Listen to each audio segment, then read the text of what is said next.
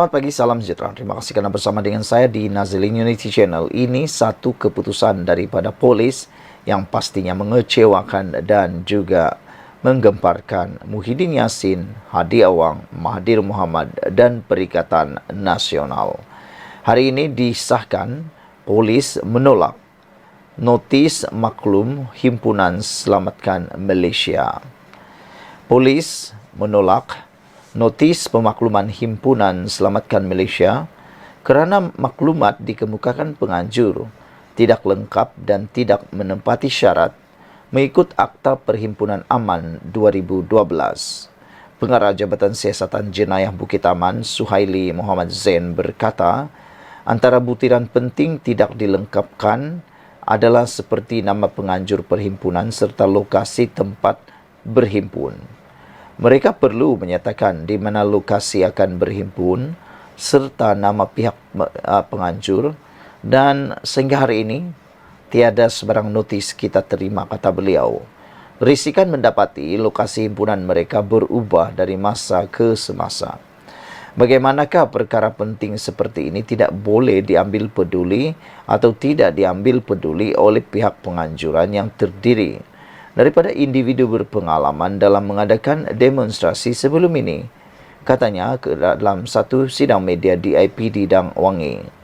Beliau berkata, ketiadaan sebarang pengesahan daripada penganjur boleh membawa kepada pelbagai masalah, termasuk kesulitan kepada pengguna jalan raya dan orang awam. Pemuda Perikatan Nasional PN sebelum ini mengumumkan Himpunan Selamatkan Malaysia akan diadakan pada Sabtu bagi membantah keputusan melepas tanpa membebaskan Zahid Hamidi daripada tuduhan rasuah. Perhimpunan itu pada mulanya dirancang diadakan di luar pusat beli belah Sogo di Jalan Tunku Abdul Rahman, Kuala Lumpur. Bagaimanapun, Ketua Punca Perikatan Nasional Ahmad Fadli Sahari dilaporkan berkata, mereka terbuka menukar lokasi ke Bukit Bintang.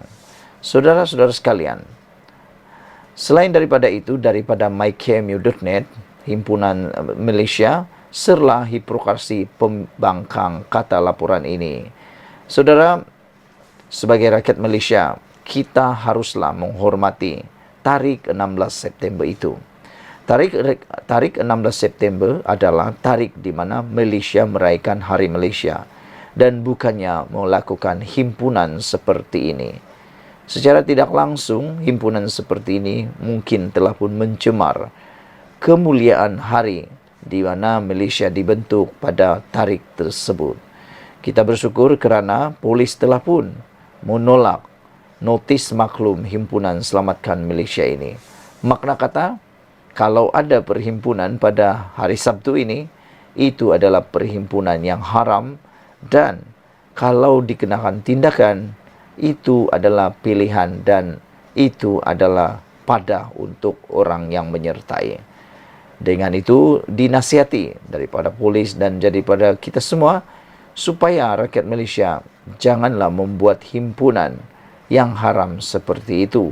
Kalau tak dibenarkan oleh kerajaan ataupun PDRM, itu sudah disebut haram, tak ada permit.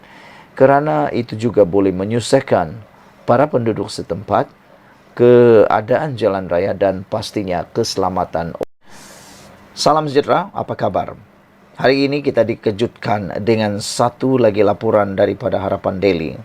Apabila Isham Jalil minta dipecat tapi tak berani hadir mesyuarat, sehingga kan ramai antara netizen mula mempersoalkan, mula mengatakan bahawa Isham Jalil mungkin adalah seorang yang pengecut. Mereka mula mencop Isham Jalil sebagai seorang yang penakut. Kerana kata mereka, Isham Jalil hanya berani berkata di media sosial, tetapi tak berani pula hadir mesyuarat. Begitulah juga dengan komentar atau ulasan tulisan daripada Sabudin Hussein. Di sebalik ura-ura akan dipecat daripada UMNO dalam mesyuarat MT malam kemarin, tetapi akhirnya tiada apa-apa berlaku kepada Isham Jalil. Ahli MT UMNO itu bukan sahaja tidak dipecat, bahkan tiada perbincangan mengenai dirinya. yang dibawa dalam mesyuarat yang diadakan di Menara Datu On WTCKL itu.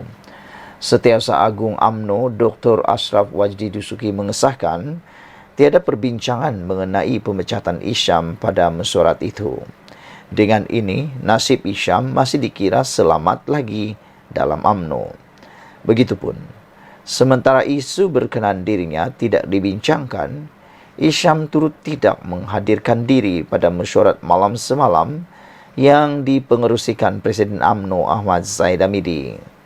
Sebelum ini, Isyam berkata dia mungkin antara yang akan dipecat sebagai ahli MT UMNO kerana tidak sehaluan dengan pendirian UMNO untuk bekerjasama dengan PH yang ada DAP di dalamnya ketika pilihan raya.